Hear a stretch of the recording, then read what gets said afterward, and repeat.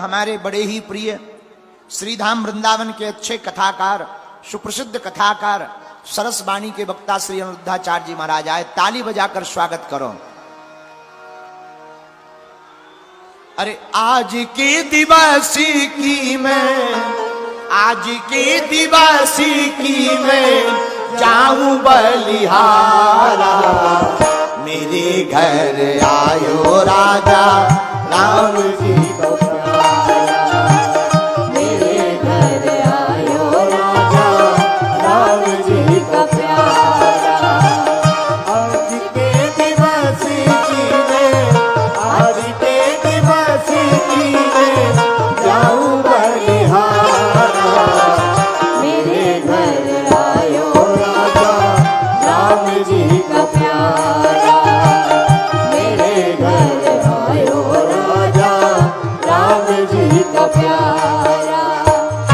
आज के दिवस की मैं, आज के दिवस की मैं जाऊं बलिहारा, मेरे घर आयो राजा राम जी का प्यारा, मेरे घर आयो राजा राम जी का प्यारा।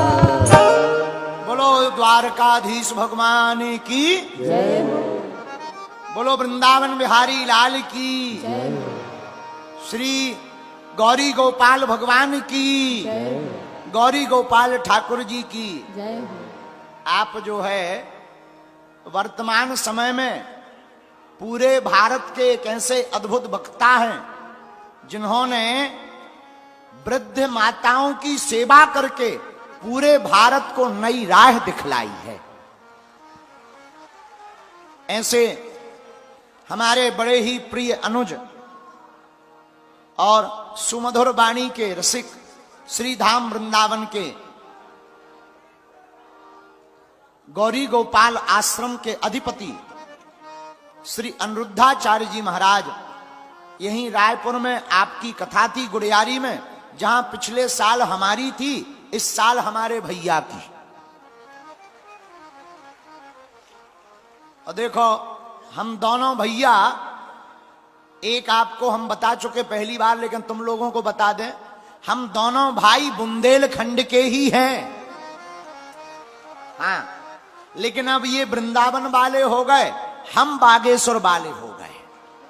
लेकिन एक बात और है, वृंदावन में भी वाह है और बागेश्वर में भी वाह है, राशि सेम ही है। वहां बांके बिहारी हैं तो यहां बालाजी हैं।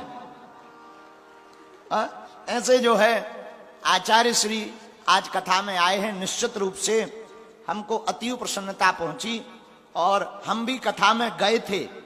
आज आपकी कथा विराम थी, आपको श्री आगे निकलना था, तो हमको खबर लगी तो हम भी कथा में गुड़ियारी में गए थे। अब आप पधार गए, खूब खूब व्यासपीठ से साधुवाद। इनको किसी की नजर ना लगे। विराजे 26 की 27 तारीख को, क्षमा करना, 26 तो कल ही है। आप भी जय जय जय जय। आप तो गरीब ही होगा।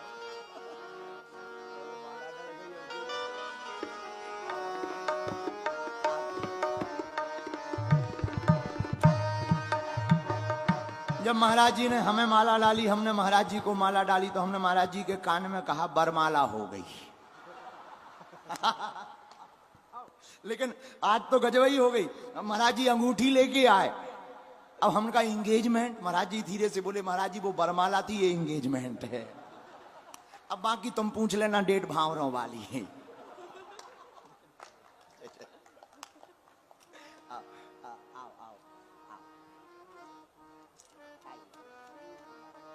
हो?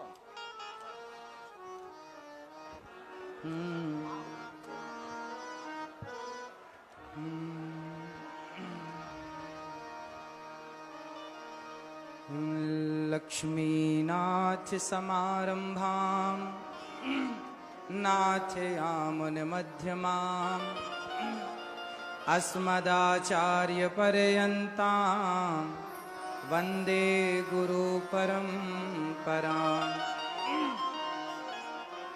जय जय श्री राधा रमण, जय जय नवल किशोर, जय गोपी चित चोर प्रभु, जय जय माखन चोर।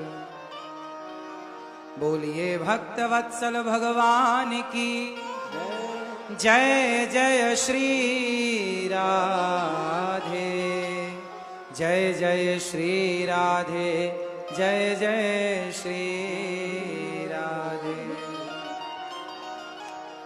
बोलिए बागेश्वर सरकार की, बागेश्वर धाम की, गौरी गोपाल भगवान की, श्री वृंदावन बिहारी लाल की जय जय श्री राधे। छत्तीसगढ़िया सबसे बढ़िया। बोलिए कौशल्या मैया की, माता कौशल्या मैया की पावन नगरी, रायपुर की पावन धरती। और आज आप सभी सुंदर सी पावन सी श्री हनुमान जी की पावन कथा श्रवण कर रहे हैं पूज्य महाराज जी के श्री मुख से। पूज्य महाराज जी के चरणों में दास अनिरुद्ध का कोटि कोटि नमन, कोटि कोटि प्रणाम।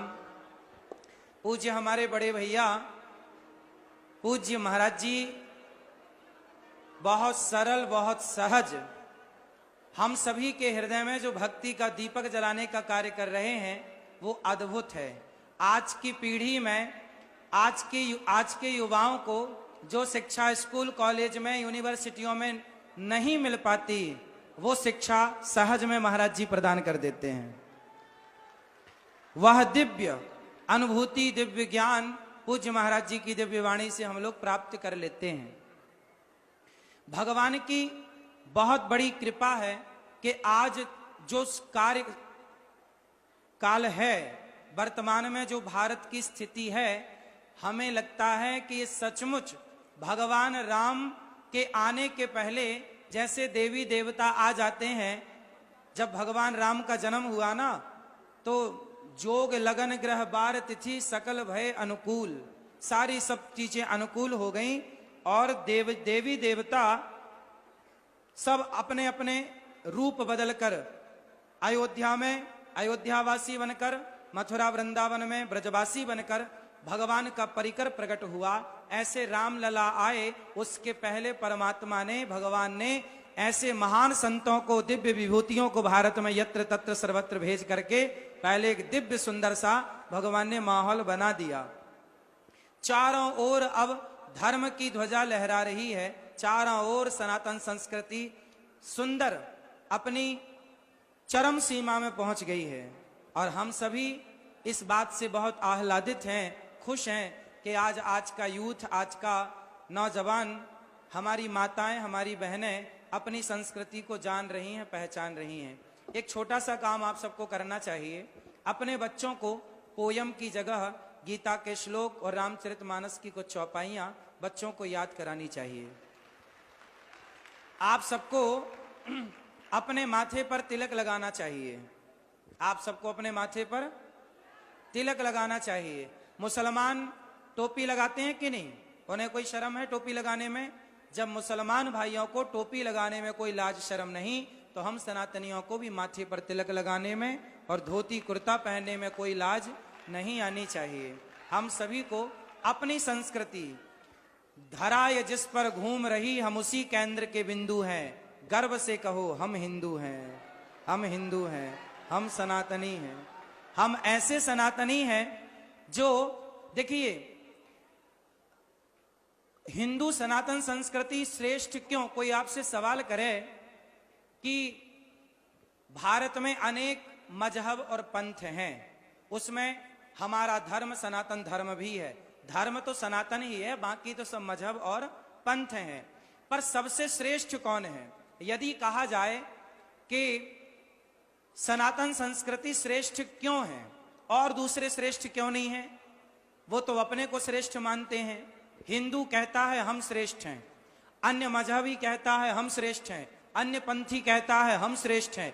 अब डिसीजन कौन ले कि श्रेष्ठ कौन है? आओ इस पर विचार कर लेते हैं कि श्रेष्ठ कौन है। अच्छा बताओ, प्राण लेने वाला बड़ा होता है या जीवन दान देने वाला बड़ा होता है? जीवन दान। हाँ, हमारे यहां त्योहार आते हैं, दीपावली, होली, दशहरा। बताओ, होली आती है तो क्या किसी की हत्या होती है? जोर से। दीपावली आती है, किसी की हत्या होती है? दीपावली आती है, दीप जलाकर मिठाई बांटकर उत्सव मनाया जाता है। होली आती है, रंग गुलाल लगाकर उत्सव मनाया जाता है। दशहरा आता है तो प्रभु राम का दर्शन करके दशहरा मनाया जाता है। हमारे सारे त्योहार आते हैं, लड्डू बांटकर खुशियां मनाई जाती हैं। क्या मजाल के किसी बकरे की गर्दन पर तलवार चल जाए, क्या मजाल के किसी की हत्या हो जाए। लेकिन हिंदू संस्कृति, भारतीय संस्कृति, सनातन संस्कृति के अतिरिक्त और जो हैं, वो लोग जब अपना त्योहार मनाते हैं तो नालियों में खून की नदियां बह जाती हैं। अब आप ही बताइए कि उत्सव, खुशी किसी की जान लेकर मनाए या माथे पर तिलक लगा करके मनाए। इसलिए होली आती है तो गुलाल लगाया जाता है, लेकिन किसी की हत्या। हमारा धर्म श्रेष्ठ क्यों है? कोई आपसे प्रश्न करे तो कह देना, क्योंकि पूरी दुनिया में केवल हिंदू ऐसा है जो अहिंसा की बात करता है। अहिंसा ही परमो धर्म, अहिंसा ही परमो धर्म। ये अहिंसा की बात करने वाला पूरी दुनिया में कोई है तो सनातन धर्म में ही अहिंसा की बात होती है। इस धरती पे आप बताइए, हमारे पूज्य महाराज जी सनातन की देश विदेश में जा जाकर के सेवा कर रहे हैं। इनके माध्यम से कितने लोगों की शराब छूट गई, कितने लोगों का मांस छूट गया, कितनों की बिगड़ी जिंदगी बन गई। इन्होंने आज तक केवल ये बताया है कि हमें प्राणों की रक्षा करना है, प्राणों का हरण करना इन्होंने कभी नहीं सिखाया। हमारी संस्कृति, हमारा कोई भी धर्म गुरु, कोई भी संत हमारे को दया पहले सिखाई जाती है। दया धर्म का मूल है, पाप मूल अभिमान, और तुलसी दया न छोड़िए जब तक घट में प्राण। इसलिए आप भी अपने बच्चों को अपने धर्म के बारे में बताओ। अच्छा, आप सनातन धर्म को कितना जानते हैं? आज सबसे बड़ी विडंबना यह है कि हम लोग अपनी संस्कृति को समझना नहीं चाहते, अपने धर्म को समझते नहीं है। अच्छा बताओ, कर्म बड़ा है या धर्म बड़ा है?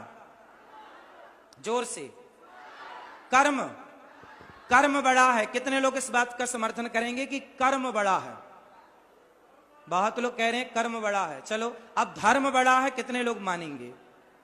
ठीक है, बहुत लोग हैं जो धर्म को बड़ा मान रहे हैं, पर कुछ लोग हैं जो कर्म को भी बड़ा मानते हैं। अच्छा, कर्म, यदि आप कहते हैं जी कर्म बड़ा है, क्योंकि आपने ट्रक के पीछे लिखा तो पढ़ा होगा कर्म ही पूजा है, और ये बात ट्रकों के पीछे लिखी रहती है क्योंकि अधूरा है ना।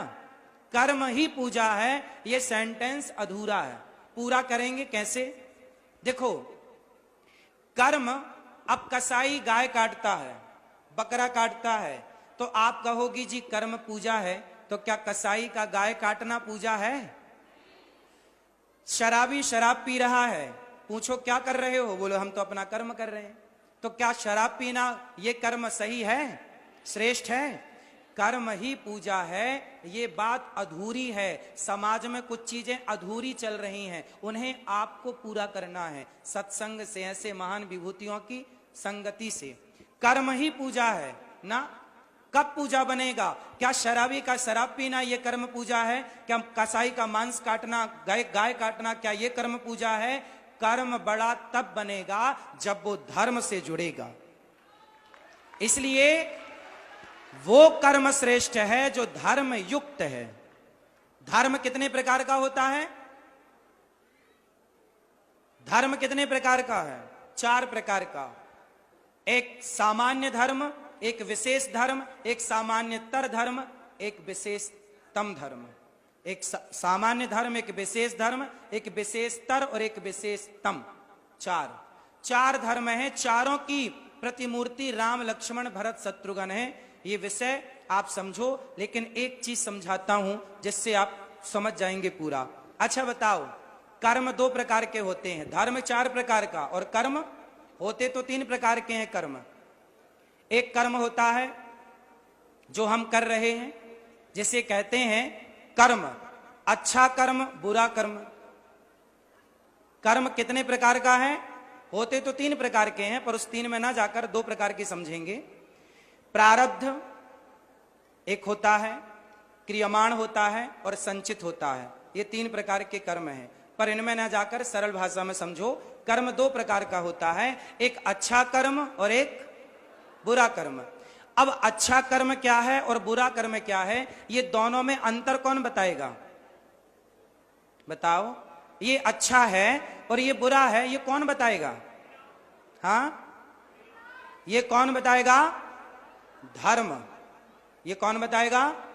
इसके लिए आपके भीतर धर्म का होना आवश्यक है। जिसके भीतर धर्म है वो जान लेगा कि ये कर्म करने योग्य है और ये कर्म करने योग्य। शराब पीना, क्या ये कर्म करने योग्य है? हत्या करना, क्या ये कर्म करने योग्य है? फिर जो कर्म त्यागने योग्य हैं वो त्याज्य कर्म हैं, उन्हें त्याग दीजिए। उन कर्मों को कभी ना करिए। जो कर्म करने योग्य है वो कर्म करिए, और करने योग्य कर्म में मन तब लगेगा जब भीतर धर्म होगा। धर्म ही आपको सही कर्म की ओर प्रेरित करता है। इसलिए अपने कर्म को सुधारना चाहते हो, आप झूठ बोलते हैं या नहीं? हाँ या ना? तो झूठ बोलना पाप है, नदी किनारे सांप है। किस किसने सुना है? झूठ बोलना पाप है, नदी किनारे सांप है, और काली मैया आएंगी और घींच काट के ले जाएंगी। तो झूठ बोलना, लेकिन आप जानते हैं पर मानते नहीं हैं, क्योंकि आप कर्म तो कर रहे हैं, धर्म का ज्ञान नहीं है। इसलिए वो कर्म कर रहे हैं जो कर्म आपको नरक ले जाएंगे। धर्म आपको नरक नहीं जाने देगा, धर्म आपको कभी गलत राह पर जाने ही नहीं देगा। बार बार धर्म आपको कहेगा, भाई ये गलत है, सही राह पर आ जा, सही राह पर आ जा, सही राह पर आ जा। इसलिए भीतर धर्म का होना आवश्यक है। धर्म ही वो चीज है, वो वस्तु है जो इंसान को इंसान। राम के पास क्या था? उत्तर दो। और रावण के पास क्या नहीं था? रावण के पास धर्म था। रावण के पास धर्म होता तो सीता मैया को क्यों चुराता? रावण के पास धर्म। अब आप कहते हो कर्म बड़ा है, कर्म ही पूजा, तो रावण ने सीता मैया को चुराया तो कर्म ही तो किया था। क्या यह कर्म पूजा है? रावण कर्म तो करता था पर उसे धर्म का ज्ञान था, लेकिन वो मानता नहीं था। पंडित था ना बहुत बड़ा, उसे क्या ज्ञान नहीं था? हम उसे मूर्ख नहीं कह सकते, ज्ञानी तो था पर मानता नहीं था। तो जो ज्ञानी है पर माने ना, उस ज्ञान का करोगे क्या? रावण के पास ज्ञान था पर वो ज्ञान को चरितार्थ नहीं करता था। अच्छा, राम के पास क्या था? धर्म। और रावण के पास क्या नहीं था? इसलिए रावण के पुतले जलाए जाते हैं और राम के मंदिर बनाए जाते हैं, क्योंकि राम के पास रामो विग्रहवान धर्म। रावण के पास था भरा सोना खचा खचलंक की दीवार में, एक रत्ती नहीं मिला रावण को मरती वार में। जाने ना देना धर्म, करना लोभ मत धन धाम का, और धर्म ही जाता रहा तो धन रहा किस काम का। यदि आपका धर्म चला गया, आपसे प्रश्न है, आपका धर्म चला गया तो आपके पास बचा क्या? इसलिए धर्म मत जाने दो। आप यदि मांस खाते हैं तो आप किसी की हत्या का पाप माथे पर ले रहे हैं, क्या यह धर्म है? अरे पाकिस्तानी मांस खाएं तो चलता है, पाकिस्तानी गाय काट ही रहे हैं, बकरा काट ही रहे हैं, लेकिन हम सनातनी, हमसे तो उम्मीद ये नहीं है। जब वशिष्ठ जी भरत जी से बोले, ऐ भरत तुम राजा बन जाओ, तुम्हारे भैया अयोध्या से वनवास चले गए हैं, अब तुम राजा बन जाओ। भरत जी बोले, गुरु जी यदि मैं राजा बना तो ये पृथ्वी रसातल में चली जाएगी। वशिष्ठ जी बोले, कि रावण जैसे दुष्ट हैं, उनके पाप से पृथ्वी रसातल में नहीं गई।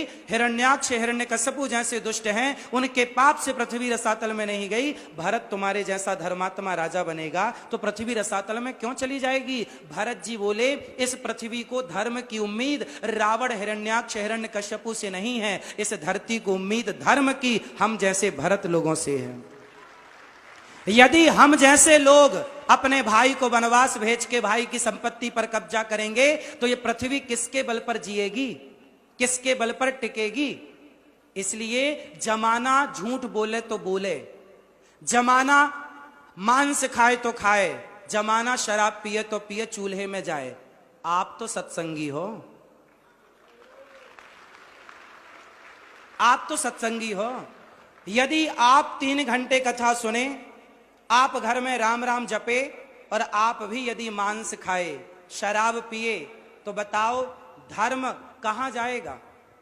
धर्मः कम शरणम गतः, धर्म किसकी शरण में जाएगा, कहां जाएगा? अरे धर्म टिका है। माना कि दुनिया में, भारत में 99 लोग बेईमान हैं, पर जो 1% अच्छे लोग हैं ना, ये धरती, रायपुर में लाखों की आबादी होगी, लेकिन लाखों की आबादी के बल पर धर्म नहीं टिका। आप जैसे कुछ अच्छे सज्जन लोगों के बल पर यह धर्म टिका है, जो 7:30 बजे भी कथा सुनने के लिए खड़े हैं, अपना घर का काम धाम छोड़कर कथा के लिए खड़े हैं, धर्म के लिए खड़े हैं। ये धरती में धर्म टिका है तो कुछ आप जैसे अच्छे सच्चे लोगों के बल पर टिका है। इसलिए जमाना बेईमान हो तो हो जाए, जमाना बेईमान होए तो हम तो ना हो, हम जैसों के बल पर यह धरती टिकी है। इसलिए धर्म कहता है राम की जीत, राम की जीत नहीं है, धर्म की जीत है। इसलिए राम को धर्म की मूर्ति, और जिस राम को हम मानते हैं उस राम को मानने वाले हम, अपना प्राण जाएगा तो जाएगा, प्राण तो फिर आ जाएगा, पर धर्म जाएगा तो नहीं आएगा। इसलिए प्राण जाए पर वचन मीन्स धर्म, प्राण जाए पर धर्म न जाए। इसलिए आज मुझे पक्का वादा करो, पूज्य महाराज जी इतनी सुंदर कथा सुना रहे हैं, आप किसी भी परिस्थिति में कोशिश करो कि झूठ नहीं बोलेंगे। किसी भी परिस्थिति में भूखे मरेंगे तो मरेंगे, पर मांस नहीं खाएंगे। आप मांस तो वैसे भी नहीं खाते होंगे, फिर भी मत खाइएगा। खाता भी कोई हो तो मांस नहीं। शराब लोग पिए तो पिए, आप मत पीजिएगा, क्योंकि जिम्मेदारी किसकी है? आपकी। क्योंकि धर्म को लेकर चलने वाले कौन हैं? आप। इसलिए आपकी ज्यादा जिम्मेदारी है। तो जिम्मेदार बनेंगे ना? यदि आप जिम्मेदार बनेंगे तब फिर और मजा आएगा ये कहने में कि छत्तीसगढ़िया, जब सबसे बढ़िया और बन जाओगे, मांसाहार, शराब बिकनी ही नहीं चाहिए छत्तीसगढ़ में, मांस बिकना ही नहीं चाहिए छत्तीसगढ़ में, तब और मजा आएगा ये कहने में कि छत्तीसगढ़िया। तो आप कितने लोग बात से सहमत हैं कि प्राण जाए पर? राम के पास क्या था और रावण के पास क्या नहीं था? हाँ, तो आपके पास क्या होगा? पैसा कम है चलेगा, पैसा तो बादशाह के पास भी बहुत होता है, पर धर्म नहीं होता। लेकिन घास की झोपड़ी में एक पतिव्रता नारी, जिसके पास खाने को रोटी ना हो, पर वो फटी साड़ी पर हो, पर वो पतिव्रता नारी ऐसी है। माता अनुसुईया झोपड़ी में रहती थी, पर ऐसी थी कि वो ब्रह्मा विष्णु महेश को बच्चा बना करके अपना दूध पिलाया। ये है धर्म। यदि आप धर्म के राह पर हैं तो ब्रह्मा विष्णु महेश भी बच्चा बन के दूध पीते हैं माता अनुसुईया का। और यदि आप धर्म के रास्ते से खिसक गए तो सोने की लंका में भी आग लग जाएगी। इसलिए जाने ना देना धर्म, करना लोभ मत धन धाम का, और धर्म ही जाता रहा तो धन रहा किस काम का। हमारे महाराज जी देखो, दिन भर आपकी सेवा करते हैं, सुबह जागते से लेकर 12-12 बज जाता है सोने में।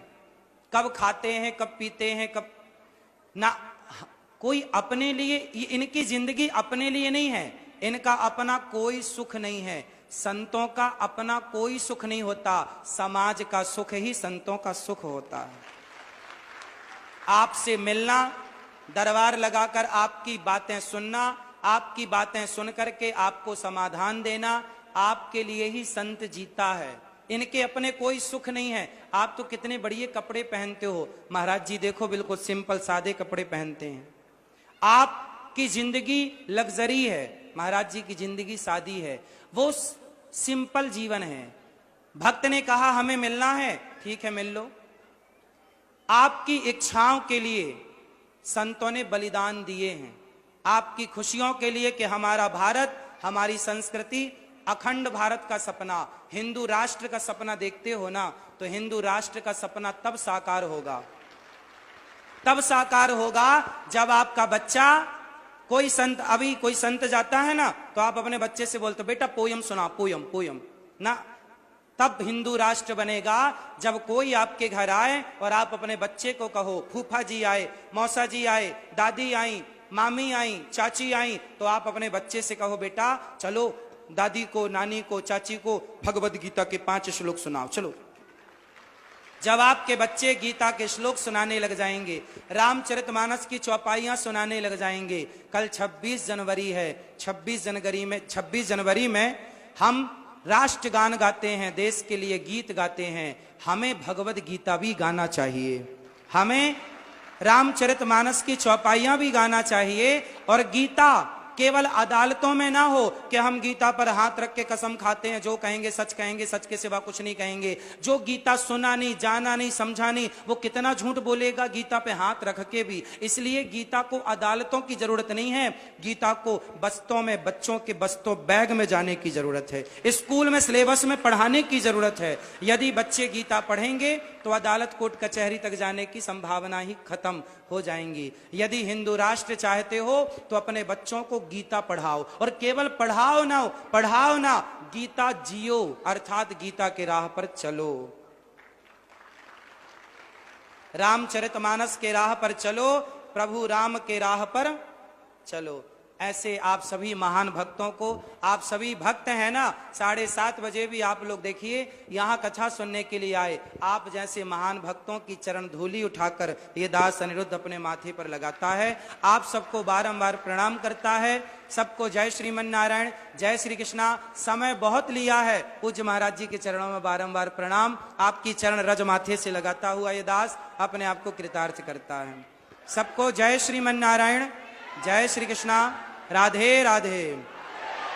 पूज्य बागेश्वर धाम सरकार की, बागेश्वर धाम सरकार की, बालाजी सरकार की, पूज्य श्री धीरेन्द्र जी महाराज की, धीरेन्द्र कृष्ण शास्त्री जी महाराज की। महाराज जी को बारंबार प्रणाम, आपकी चरण रज को प्रणाम, और आपको निमंत्रण गौरी गोपाल आने का। कब आएंगे? शीघ्र।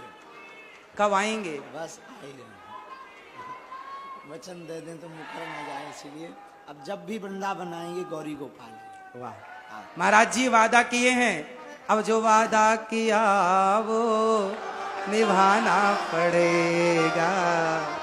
अब महाराज जी ने बोला है कि जब वृंदावन आएंगे तो गौरी गोपाल जरूर आएंगे।